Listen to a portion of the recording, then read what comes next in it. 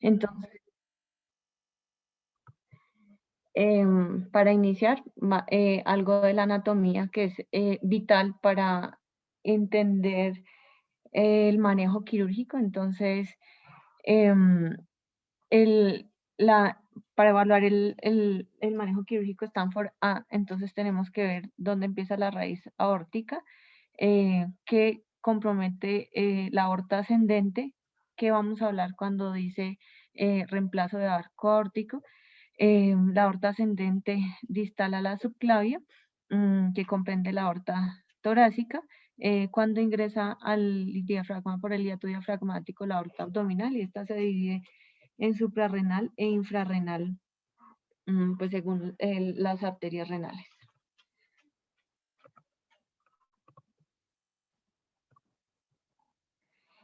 Entonces, la disección tipo A es un manejo quirúrgico urgente, ya que la mortalidad aumenta considerablemente en los pacientes que se le da un manejo médico versus los que se le da manejo quirúrgico, teniendo un rango de 67% versus 13% a los que se le da el manejo quirúrgico correcto. Las complicaciones básicamente de la disección aórtica tipo A son la regurgitación aórtica con una insuficiencia aórtica, el taponamiento cardíaco, accidentes cerebrovasculares, roturas e infartos del miocardio, y las tasas de mortalidad van aumentando después de cada hora del inicio de los síntomas del 1 al 2%, una vez se inicia la presentación clínica. Es por lo tanto que se considera que la disección tipo A es un manejo quirúrgico urgente a disección de la disección tipo B, que se puede diferir a menos que haya una complicación. Los pacientes que no van a manejo quirúrgico tienen que tener una comorbilidad muy grande, que impactan en la sobrevida a 1 año, para decir que es preferible el manejo médico versus el manejo quirúrgico. Las contraindicaciones para el manejo quirúrgico, entonces, son los pacientes extremadamente frágiles, que tienen varias comorbilidades que limiten la vida, y pacientes con neoplasias también avanzadas. Los pacientes que no deseen manejo quirúrgico, sin embargo, pues es importante que se debe realizar una conversación honesta, eh, tanto con el paciente y los familiares, y sin embargo, a estos pacientes se les debe ofrecer el manejo médico, como ya lo habíamos hablado en las charlas previas, con antihipertensivas y un control eficaz del dolor sobre todo. El manejo quirúrgico pues también incluye los betabloqueadores si no están contraindicados.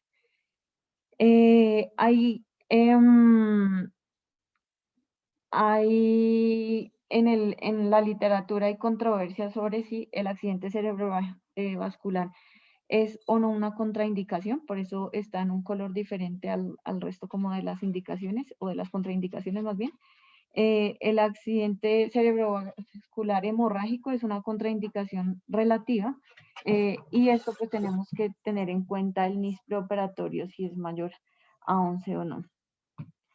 Se ha visto que los pacientes que tienen alteración de la conciencia en el posoperatorio, hasta el 79% hacen algo de recuperación de su estado neurológico, comparados con con los pacientes que reciben manejo médico, que solamente mejoran en el 16%. Como les dije previamente, es importante el tiempo de inicio de los síntomas hasta el inicio de la perfusión cerebral, y esto va a cambiar en las primeras 10 horas de manejo. En cuanto a la incidencia de conversión hemorrágica de una ACV, es un predictor de gravedad, y también predice la falla de la mejora neurológica de la cirugía cuando es un NIS mayor a 11, ya que también pues, va a afectar la supervivencia a largo plazo, de un 33 a un 84% a los 5 años. Entonces, como parte del manejo, el manejo médico sobrevida a 3 años de 68% versus un manejo quirúrgico que la sobrevida incrementa hasta el 90%. Sin los pacientes pues que no tienen mala perfusión, taponamiento e insuficiencia cardíaca a los que por otra causa se les da manejo médico. En cuanto a los objetivos de manejo, entonces, es prevenir la ruptura y tratar la insuficiencia aórtica y evitar la disección retrógrada en la raíz aórtica y la disección, ya que esto conduce a infarto de miocardio. Evitar el accidente cerebrovascular por la disección anterior a nivel del arco aórtico y evitar isquemia visceral o periférica de las extremidades por los síndromes de mala perfusión distal. En cuanto a las opciones quirúrgicas, se prefiere un abordaje quirúrgico, pues como en casi todas las cirugías vasculares, abierto endovascular, pero acá entra con gran importancia el manejo el manejo híbrido. En general se prefiere un abordaje quirúrgico abierto para los pacientes con disección que tienen alguna condición genética, ya que estos tienden a tener mayor degeneración aórtica. Y los pacientes con disección aórtica torácica descendente y abdominal degenerativa se pueden manejar con técnicas endovasculares. Lo que les decía, digamos que una buena opción es acá el manejo híbrido, que es el Frozen Elephant Trunk, que es un manejo abierto para la aorta ascendente y la raíz, y se adiciona una prótesis endovascular para tratar la aorta descendente. En esto tiene varias ventajas que más adelante les haré mención, sobre todo el manejo exitoso que se da con la falsa luz de la disección. Los tiempos de clampeo son buenos, tienen más o menos para clampeo de 84 y 31 minutos para los miembros inferiores y el clampeo aórtico. Y esto no hace que se aumente, estos tiempos de clampeo no hace que se aumente la isquemia distal.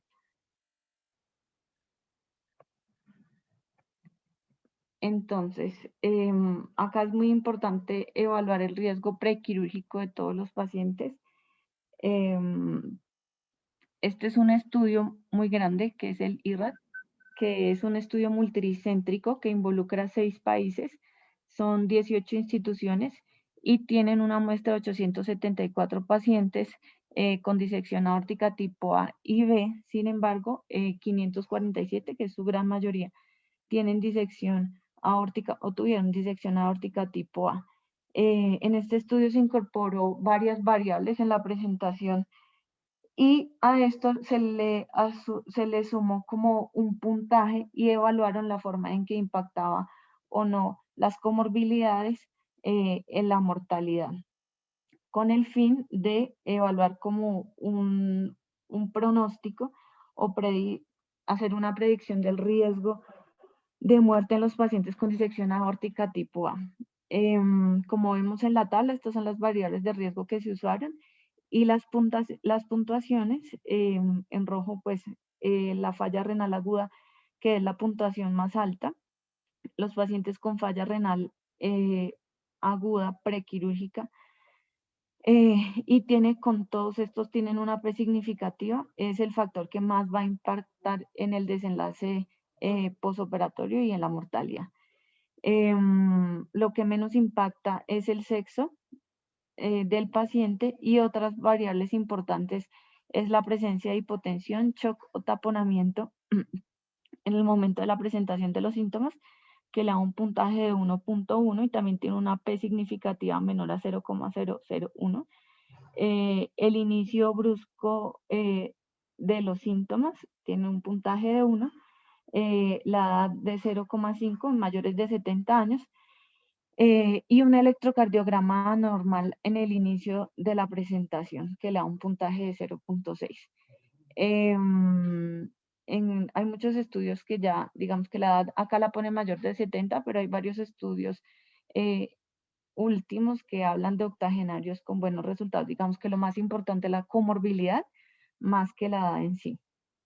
Y en la siguiente gráfica se registra la concordancia entre la muerte observada de los pacientes y la predicha. Entonces, las líneas puntuadas son el modelo y lo que predijeron para la mortalidad y se correlaciona bien. Por lo tanto, digamos que este estudio tiene validez para determinar los factores de riesgo que van a influir en el desenlace del posoperatorio.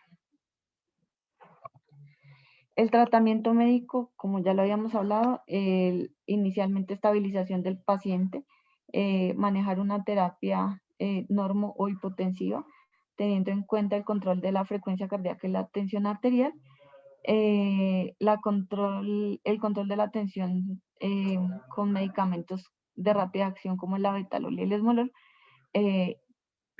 bloqueadores de calcio, sobre todo si no se puede usar los beta bloqueadores para el control de la frecuencia cardíaca. En cuanto a las consideraciones anatómicas, la aorta ascendente se origina más allá de la válvula aórtica, esta asciende y luego se curva para formar el arco aórtico, luego desciende caudalmente y va adyacente hacia la columna vertebral. La aorta torácica asciende, la aorta da origen a las coronarias y a las ramas del arco aórtica, que son típicamente el tronco brachiocefálico, que da las ramas de la arteria carótida derecha y la subclavia derecha, y la carótida izquierda y subclavia izquierda, aunque pues hay muchas variantes anatómicas. La aorta torácica da las arterias torácicas que vienen par, de T1 a T12, y continúa a través del diafragmático para convertirse en la aorta abdominal, que se extiende retroperitonealmente hasta la bifurcación en las ilíacas. Esto es más o menos a nivel de la cuarta vértebra lumbar. Por lo tanto, los pacientes que adicionalmente de aorta descendente y arco tienen compromiso también de la aorta torácica, tienen mayor riesgo de realizar una paraplegia posoperatoria. Y pues hay algunas estrategias para prevenir esta isquemia en el trans y posoperatorio.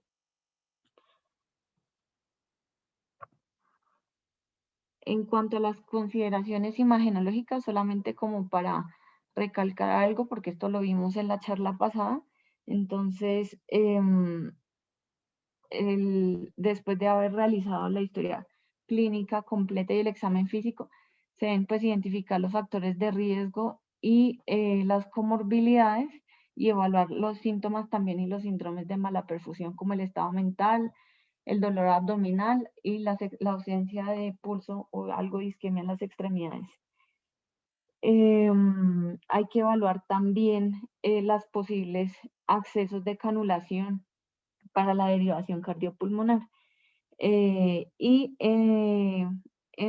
las imágenes prequirúrgicas, bien sea TAC o resonancia, se ubicar y evaluar la extensión del flap, y la disección de la íntima, ubicar todas las disecciones y los sitios de reentrada. Hay que evaluar los vasos cerebrales si están disecados o no, y evaluar esto que me puede alterar las estrategias de canulación para la protección cerebral. Hay que evaluar la integridad y la presencia de calcificación o enfermedad ateromatosa o hematomas a nivel de las arterias femorales y axilares, ya que estos son unos sitios de acceso para la canulación del bypass. Y hay que evaluar la extensión también o no de la aorta torácica o abdominal, sobre todo en las enfermedades degenerativas. Hay que evaluar si tiene evidencia radiográfica o no de malperfusión, como el llenado insuficiente de las ramas aórticas de los órganos terminales, si hay presencia o no de derrame pericárdico o pleural, si tiene también anomalías anatómicas. Entonces, en cuanto a la preparación prequirúrgica, importante que haya un equipo multidisciplinario, un anestesiólogo cardiovascular, perfusionista, enfermería que tenga conocimiento de manejo de paciente cardiovascular,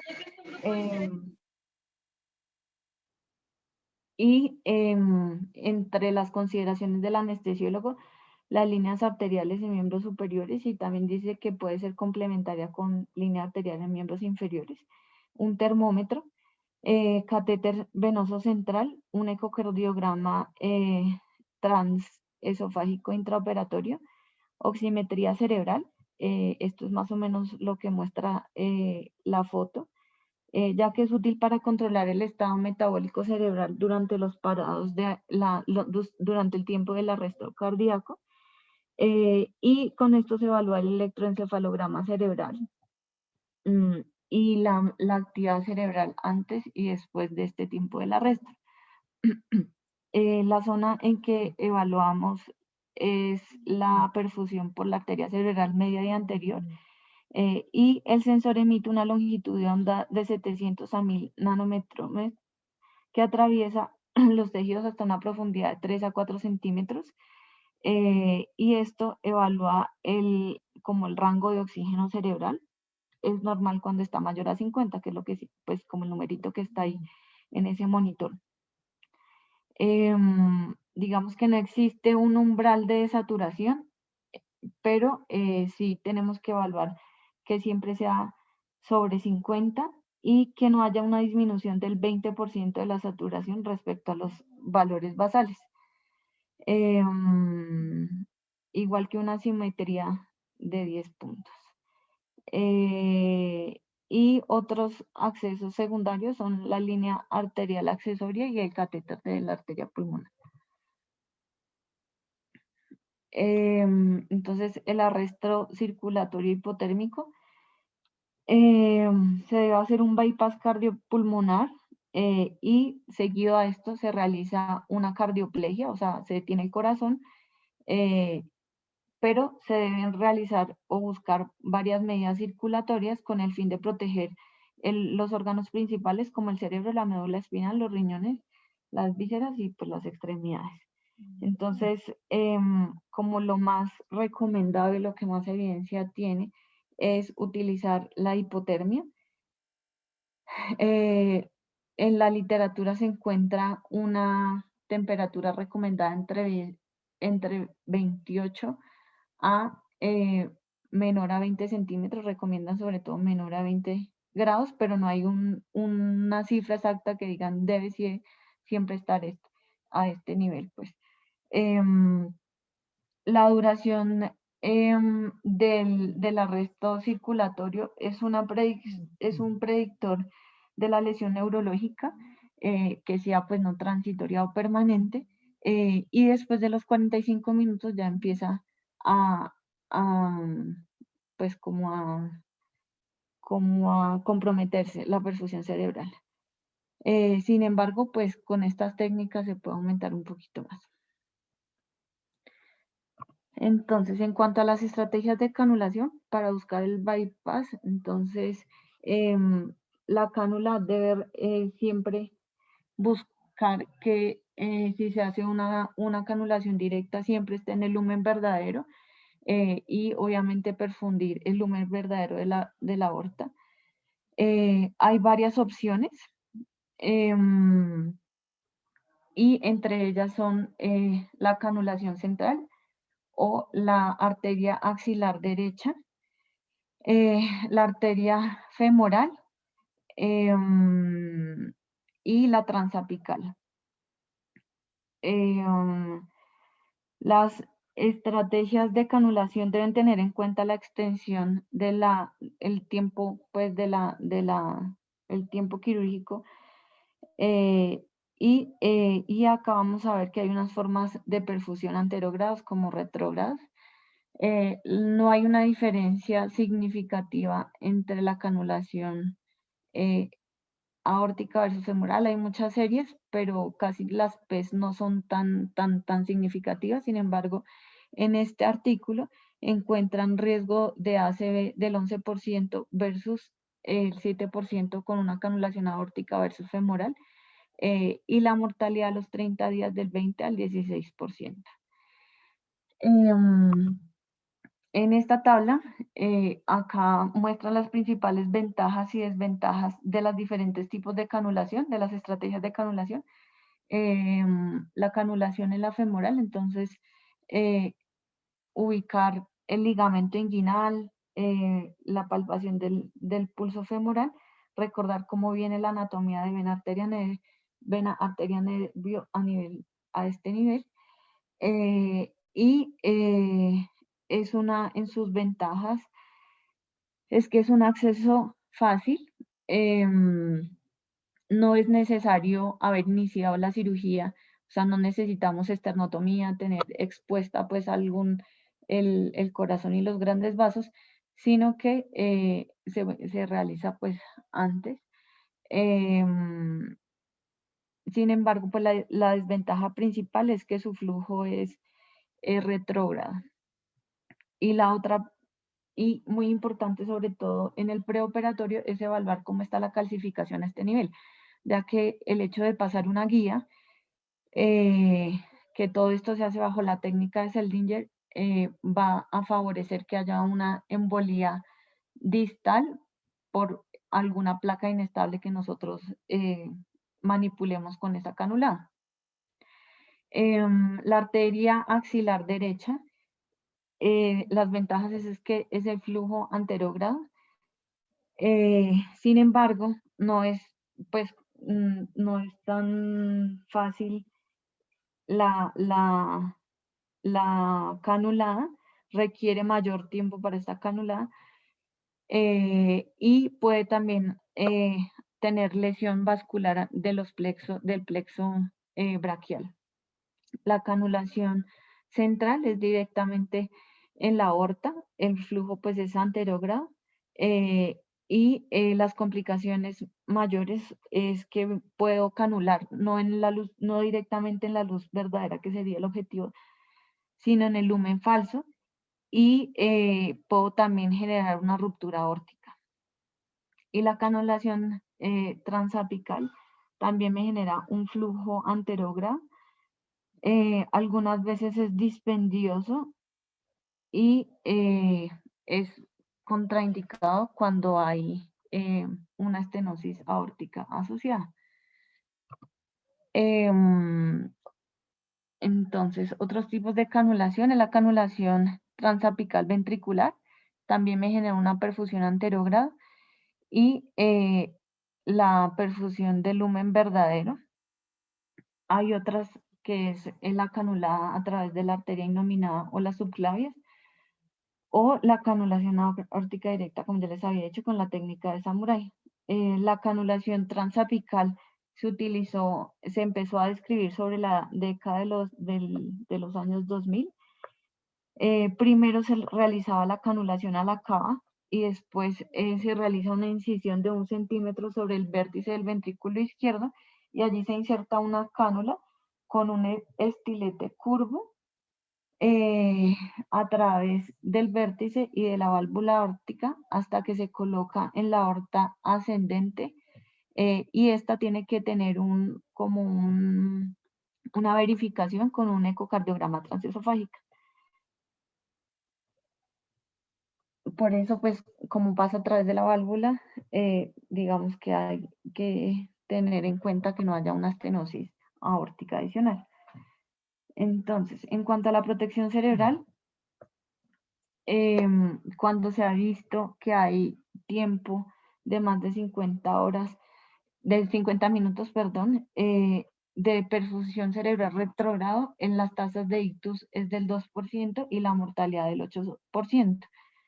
En cuanto a qué estrategia es mejor, si retrógrado o anterógrado, se encontró que en la mortalidad temprana de perfusión retrógrada es menor versus la anterógrada, y las tasas de ACV son mayores en las retrógradas versus en las anterógradas con una P significativa.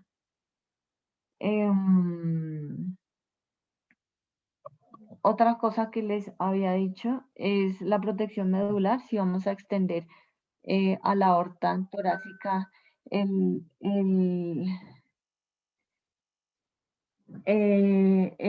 pues la reparación de la aorta torácica, entonces hay dos estrategias: un catéter y evaluar el drenaje líquido cefalorraquídeo, y hay que evaluar la monitorización perioperatoria de la presión de perfusión de la médula espinal. Se tiene que tener una perfusión de menor a 10 milímetros de mercurio para establecer la adecuada perfusión. Y también la monitorización intraoperatoria de los potenciales evocados motores. Entonces, las estrategias de manejo es papaverina intratecal, hipotermia sistémica moderada, irrigación epidural con soluciones hipotérmicas, glucocorticoides sistémicos en dosis altas y diuresis, inducir la diuresis osmótica con mannitol. En cuanto a la técnica quirúrgica, entonces se debe realizar la resección del segmento aórtico lesionado, se va a hacer una excisión del desgarro de la íntima, la obliteración de la entrada de la luz falsa de forma proximal, se debe asegurar la reconstitución de flujo sobre la luz verdadera, se debe restablecer la continuidad de la aorta y el reemplazo valvular si es indicado según el paciente. Entonces, acá hay como a grandes rasgos un diagrama de las opciones quirúrgicas. Entonces, tener en cuenta si requiere un manejo de la raíz, del arco y distal al arco, hemiarco o arco completo. Entonces, se va a realizar la arterotomía, la identificación de la extensión de la disección y el sitio de cualquier flap de entrada del desgarro y de la salida también, que esto es como una de las el primer paso, pues. Si hay un compromiso de la raíz, se debe realizar el reemplazo formal de la raíz, como en la primera foto. Si hay compromiso de la aorta ascendente, es como la disección más frecuente, y se debe reemplazar la aorta ascendente con una aproximación de las capas tanto proximal como distal. El arco, y pues evaluar el compromiso del arco si es proximal, transversal o distal a este también. Y en la imagen C es un compromiso de todo el arco, de la raíz, pues todo el arco. Y acá es la técnica de Frozen Elephant Trunk, en el que vemos cómo están las dos diferentes prótesis. La quirúrgica hasta después de la subclavia izquierda, y la prótesis endovascular que va a manejar la aorta torácica. Después de realizar el bypass y el arresto cardíaco, se realiza una incisión en la aorta y se realiza la sección, pues la arterotomía. Si hay un desgarro, se puede corregir utilizando también los platelets, que es en la imagen B, como esas se parecen como unos cuadritos chiquitos, como pues que se ven ahí. Y se puede realizar con una sutura continua en ambos extremos de la línea del flap. Para el manejo de los vasos supraórticos se pueden realizar en bloque en una isla de pared aórtica o un reimplante separado de las ramas del arco utilizando injertos trifurcados, sobre todo en pacientes que tienen compromiso del colágeno. En cuanto a la válvula aórtica y la coronaria derecha, entonces la coronaria derecha, muchas de las disecciones comprometen también la coronaria. Hay en la literatura disociación, si recomiendan arteriografía o no. Mucha literatura dice que se aumenta el tiempo antes de, entonces igual tenemos el ecocardiograma prequirúrgico. Encima, si un ecocardiograma en el que si vemos, como el ecocardiograma es transoperatorio, si vemos alteración de la contractilidad y eso, probablemente vamos a discernir que tiene compromiso de la coronaria derecha y se puede realizar el, el manejo acá con injertos de safena o lo que sea en el mismo tiempo quirúrgico. En cuanto a la válvula aórtica, pues hay que evaluar si es competente o no. Se hace también con el ecocardiograma o previo a la incisión. Y las opciones incluyen un Vental, que es también la foto que está acá, que es hacer un reemplazo valvular aórtico con una prótesis, o simplemente un reparo de la válvula adicional.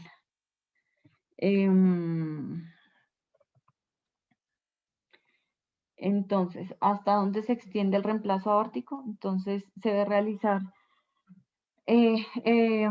la resección distal hacia el sitio de la disección, si se reemplaza o no la válvula, y la anastomosis distal, la reconstrucción de la raíz aórtica o el reemplazo del arco, según el desgarro de la íntima, si se extiende hacia la raíz, el arco o arco completo la subclave izquierda.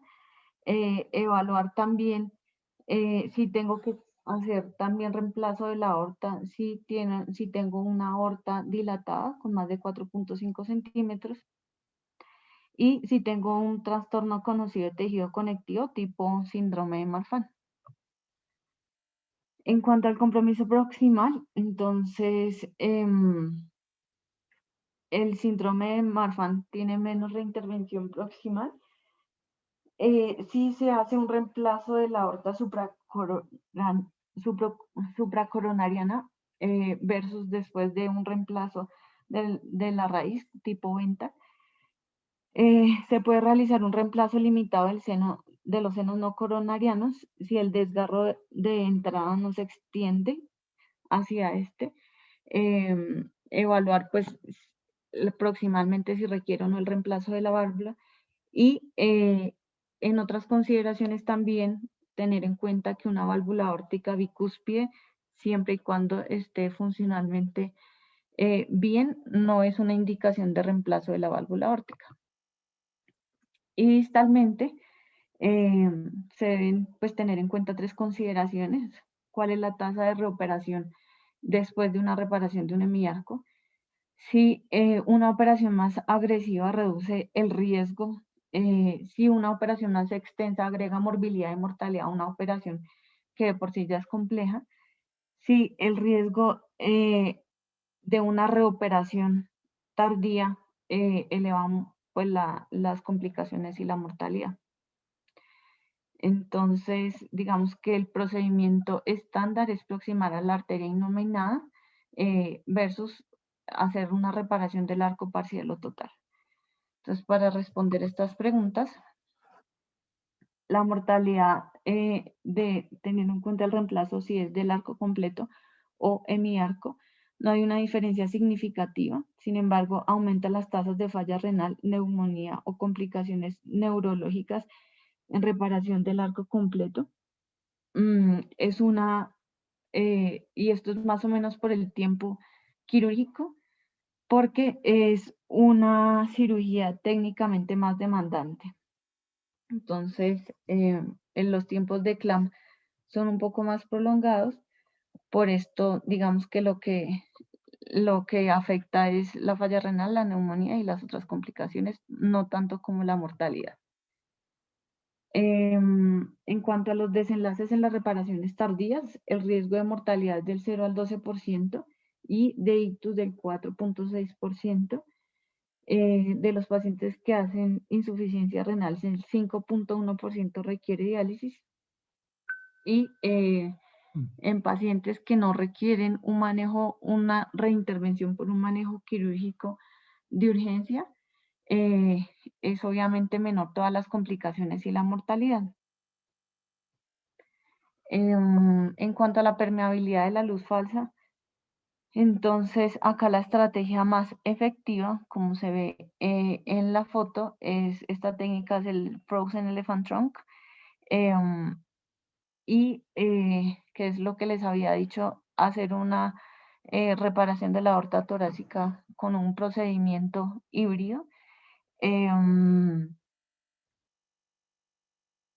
Esto, su principal ventaja es que ocluye el falso lumen con eficacia, con una trombosis, con una eficacia que llega hasta el 100%, y el diámetro aórtico se mantiene estable. Hay bajas tasas de isquemia de la médula espinal, que es del 4%, y las tasas de reintervención no son tan altas.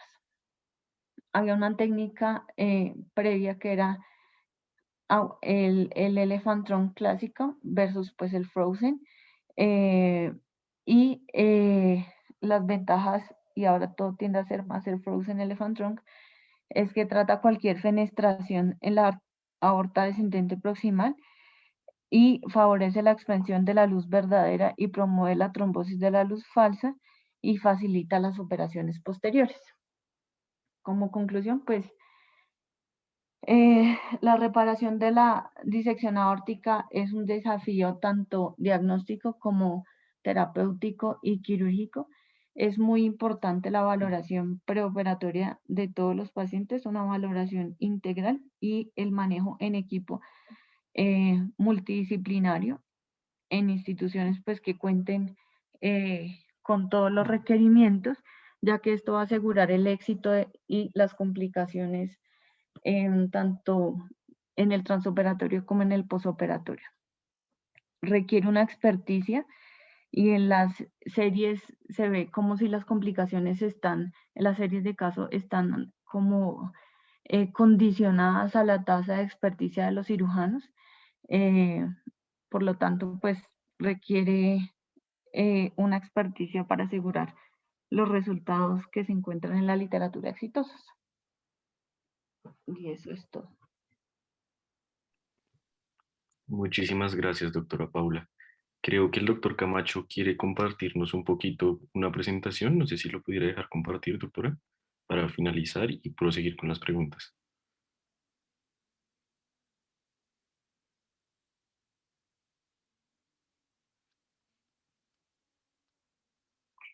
Listo, doctor. Ahí podría compartir.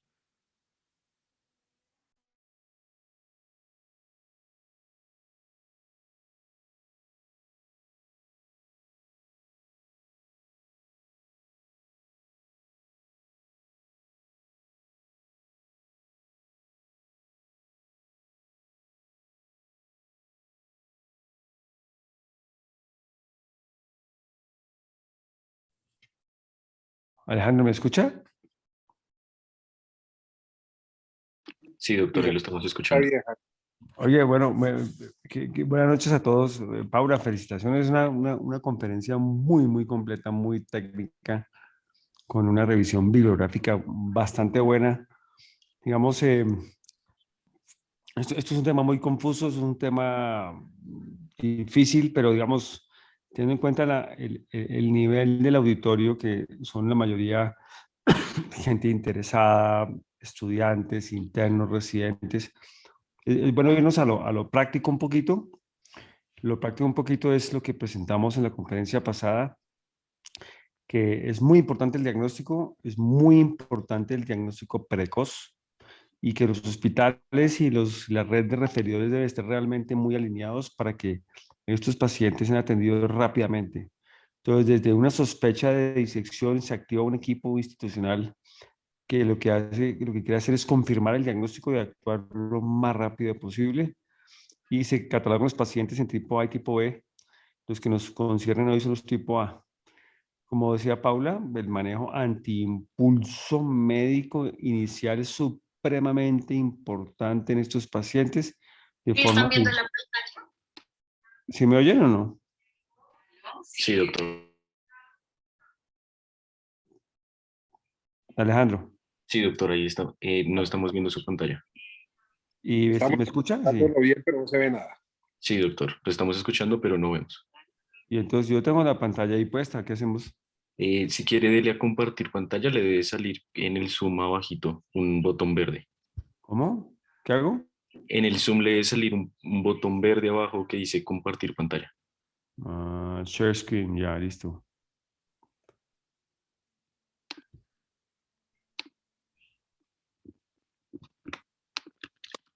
A ver. ¿Ahora sí o qué?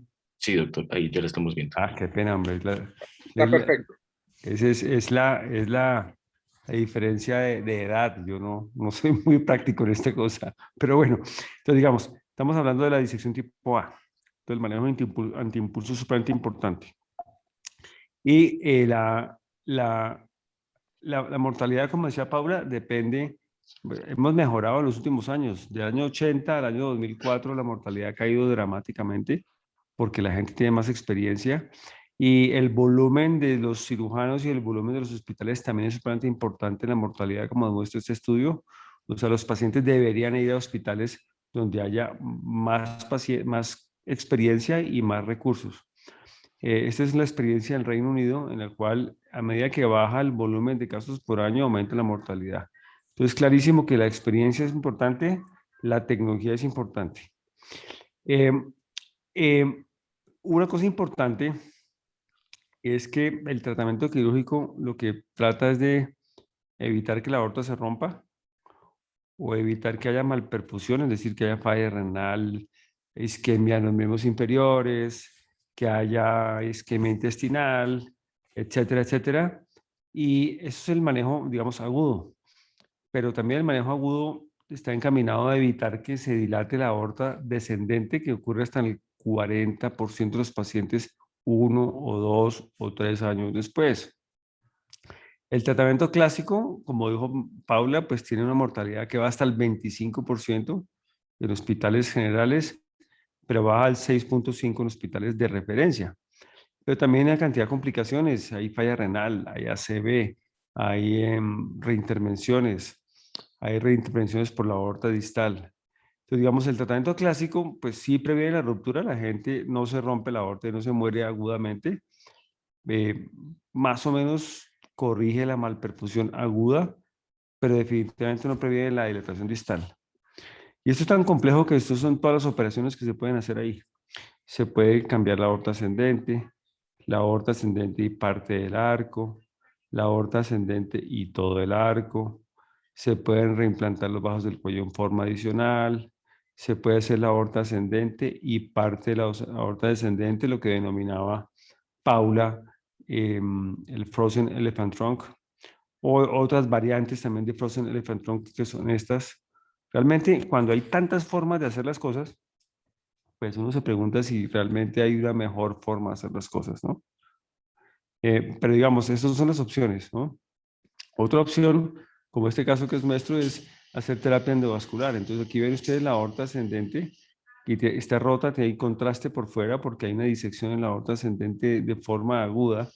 Y entonces lo que decidimos en este paciente fue hacerle, porque una paciente muy enfermita, mayor, con una cantidad de comorbilidades, hicimos una terapia endovascular en una disección tipo aguda y como vemos se selló completamente la disección. Entonces es otra opción. Entonces, digamos, hay tantas opciones que es imposible saber cuál camino coger. Si la endovascular, si cambiar el arco o no cambiarlo. Lejos de esta charla sería pretender definir qué hacer, pero voy a pensar un caso complejo para que vean lo complejo que es el proceso.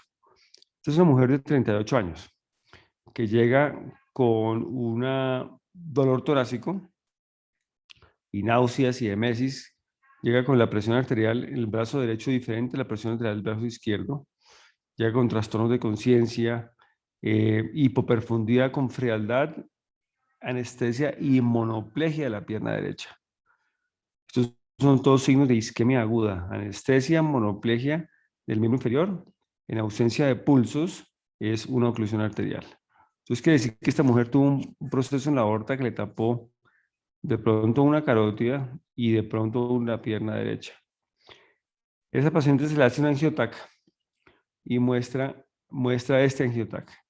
Este angiotac muestra, aquí les voy a devolver despacito, pero lo que muestra primero es que los vasos del cuello, aquí arriba, se disecó el tronco nominado, la carótida y la subclavia, se disecaron esos troncos, y a medida que vamos bajando vemos como la aorta ascendente tiene una disección horrible aquí, pero también la aorta descendente, fíjense, y seguimos bajando y vemos que esta es la silueta cardíaca aquí, y lo que hay aquí alrededor es sangre, quiere decir que el paciente tiene un taponamiento, la sangre, la aorta ascendente se rompió al pericardio, que es una emergencia gravísima, y la aorta descendente, ustedes ven que tiene un flap aquí, la luz chiquitica es la luz verdadera y la luz grande es la luz falsa, quiere decir que las arterias que salen de la luz verdadera van a estar mal perfundidas, y a medida que vamos bajando se van a dar cuenta que están mal perfundidas, porque el tronco celíaco que está aquí tiene una disección aguda del tronco celíaco, tiene una disección aguda de la arteria mesentérica que prácticamente no se ve la arteria mesentérica aquí en ninguna parte,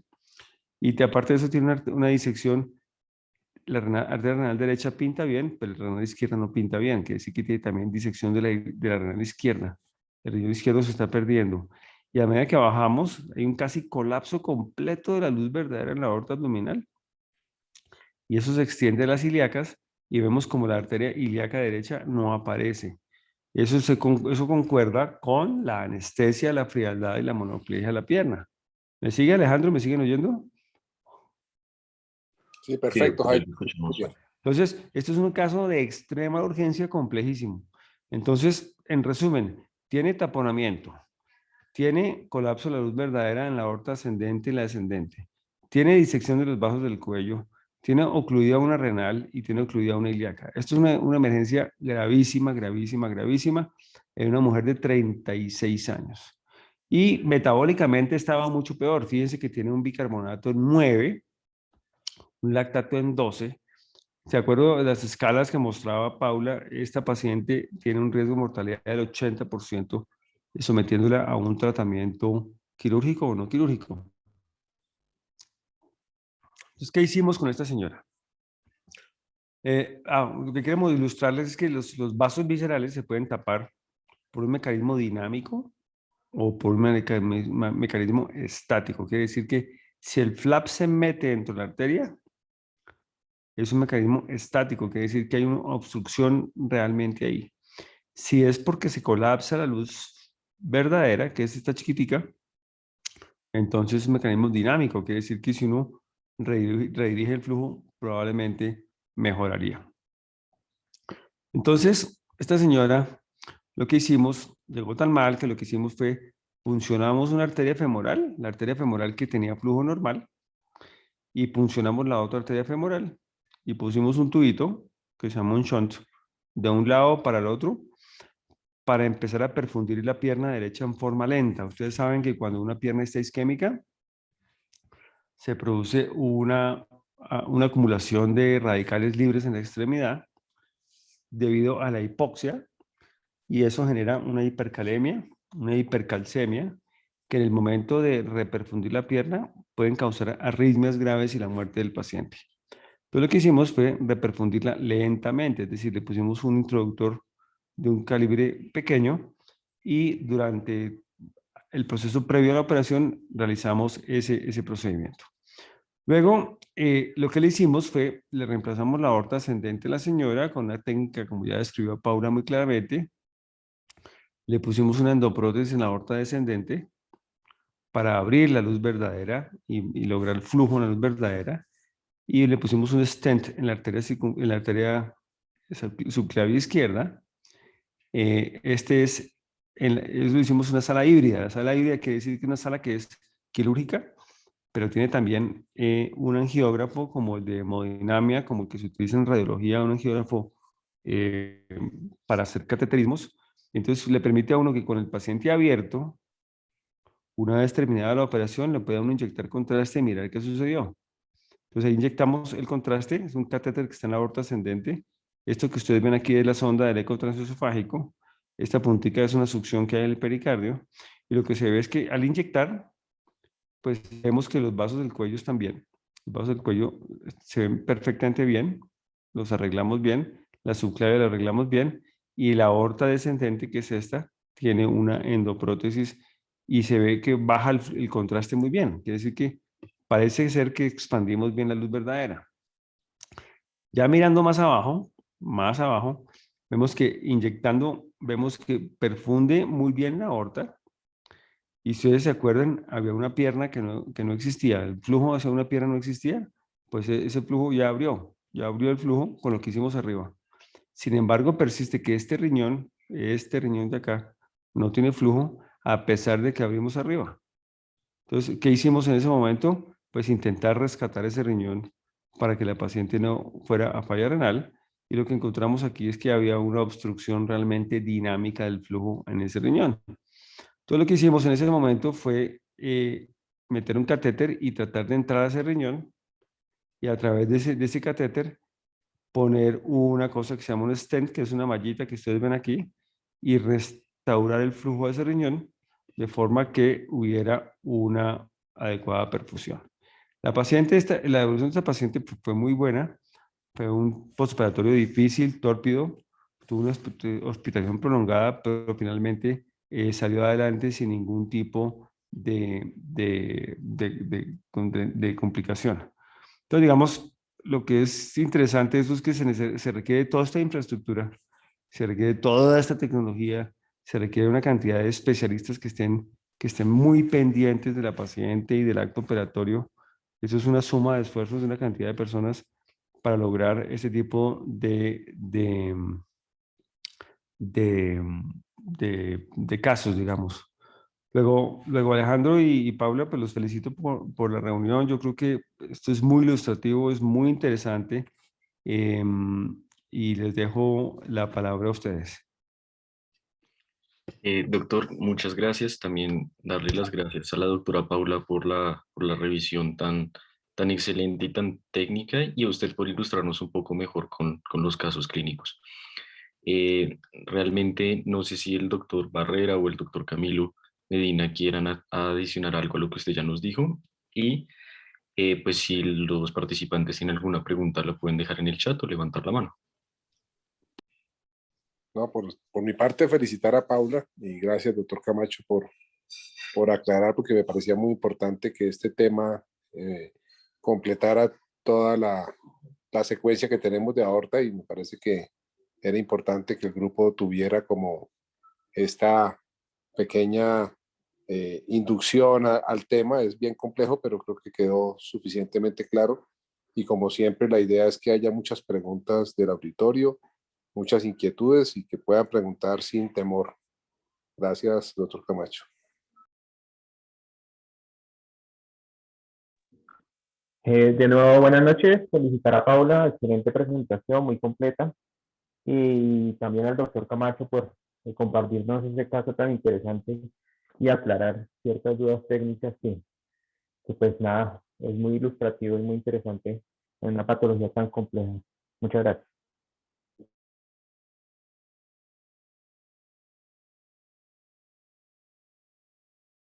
Listo, doctores, muchas gracias. Por el momento no tenemos ninguna pregunta en el chat. No sé si alguien quiere levantar la mano o dejar la pregunta en el chat. Si no, pues creo que quedó claro. Yo tengo una pregunta técnica, de pronto, pues, aprovechando que está el doctor Camacho, en la cuestión de la canulación. Cuando son las canulaciones aórticas, bueno, canulaciones anteriogradas, pero toca utilizar, pues está enferma la aorta, normalmente hay una canulación periférica, axilar, y después, ya cuando está la prótesis, se cambia a la canulación central.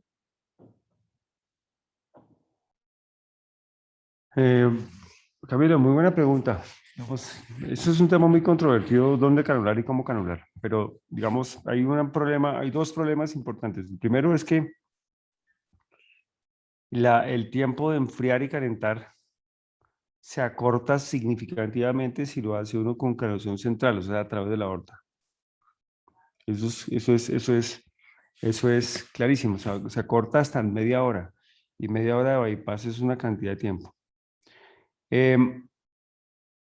digamos, la canalización central no la hace mucha gente, porque es un poquito azarosa. Realmente da miedo, porque la aorta ascendente está muy friable, muy edematizada, la toca uno y sangra, pero después de que la hace uno un poco veces se da cuenta que es simplemente mientras entra en bomba, pero una vez entra en bomba ya la coagulación arterial se vuelve central, se vuelve muy fácil de manejar. Digamos, en Penn, que es la Universidad de Pensilvania de York, Bavaria, lo que hacen es canulan central, entran y en el momento del arresto cambian a circulación cerebral retrógrada y vuelve canulan central. O sea, es un cambio interesante ahí. Lo que nosotros hacemos, si el paciente está mal perfundido, o sea, si el paciente está acidótico malo, la única forma de que esto que salga adelante es canularlo centralmente. O sea, hay que canularlo en la aorta. Y hace uno un circuito que deja una Y. Entonces entra por la aorta, pero mientras se enfría el paciente le da tiempo suficiente para poner una cánula en la axilar. De forma que cuando hace el arresto da perfusión cerebral a través del axilar. Es un tema bien técnico, bien dinámico, y eso hay que irlo pensando de acuerdo al caso. No se puede uno enfrascar que una es mejor que la otra, sino que cada caso amerita pensarlo y amerita un ejercicio mental a ver qué tipo de estrategia va uno a usar, pero están todas las herramientas, son puras herramientas lo que hay para utilizar.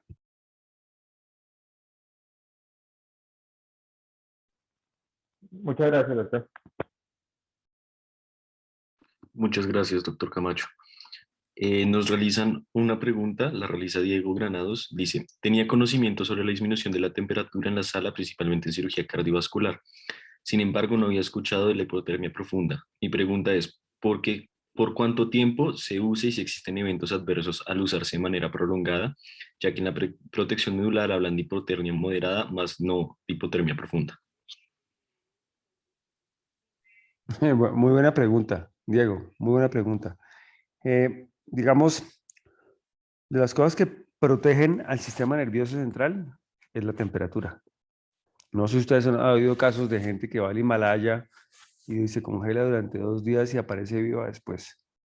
No sé si han oído sus cuentos, pero digamos, para contarles una cosa histórica interesante, en los años 60, 70, a la gente que le operaban del corazón, que no había máquina extracorpórea, en los años 50, 60, lo que hacían era que metían el cuerpo en una tina con hielo, de verdad hielo, bajo anestesia, y el cuerpo bajaba a temperatura a 18 grados centígrados, donde se paraba el corazón y se paraba la actividad cerebral.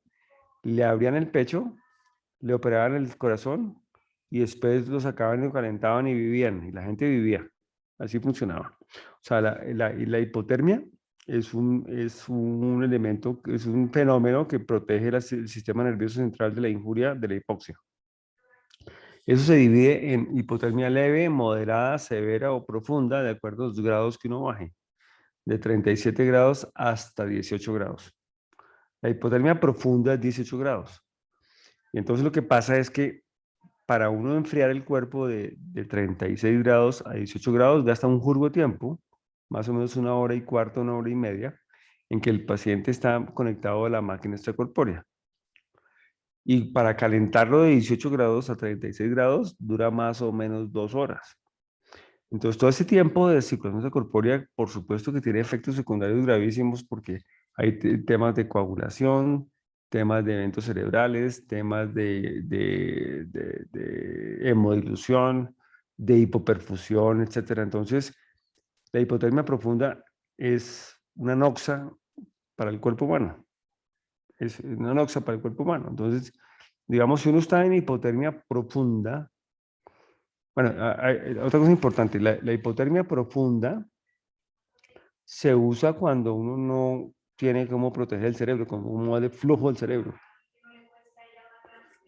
Pero en hipotermia moderada, por ejemplo, uno puede darle flujo al cerebro en 27 grados, 28 grados con una cánula y entonces no tiene que enfriar tanto el cuerpo. Entonces, sí, la hipotermia profunda es deleteria. Uno puede tener el cuerpo en arresto circulatorio total en 18 grados centígrados, lo puede tener media hora, 35 minutos, más o menos. Pero entre más tiempo y más hipotermia, más posibilidades de eventos cerebrales.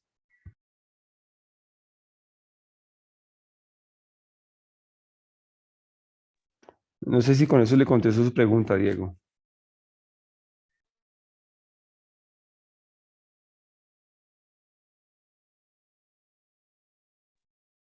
Sí, doctor, muchas gracias.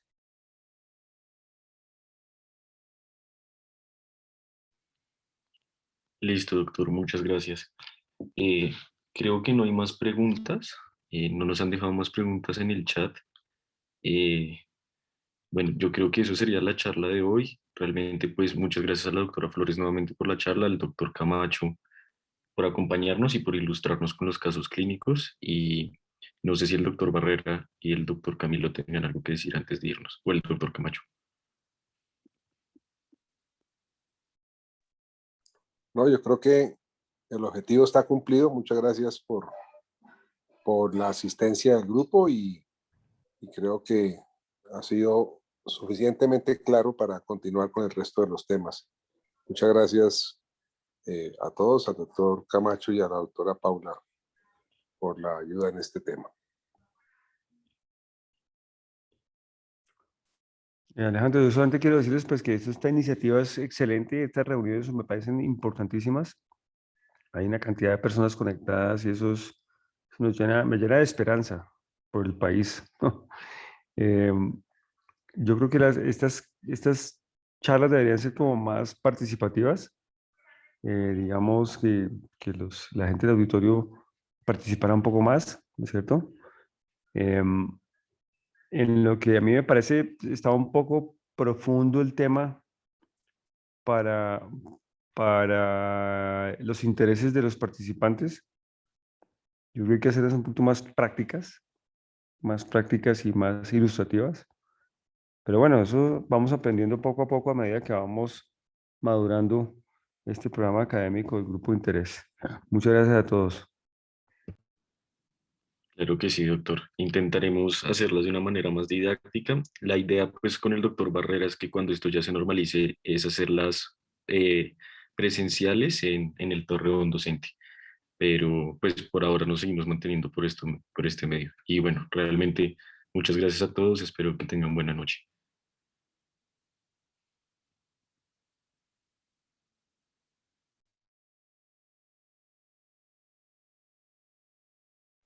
Buenas noches a todos. Muchas gracias.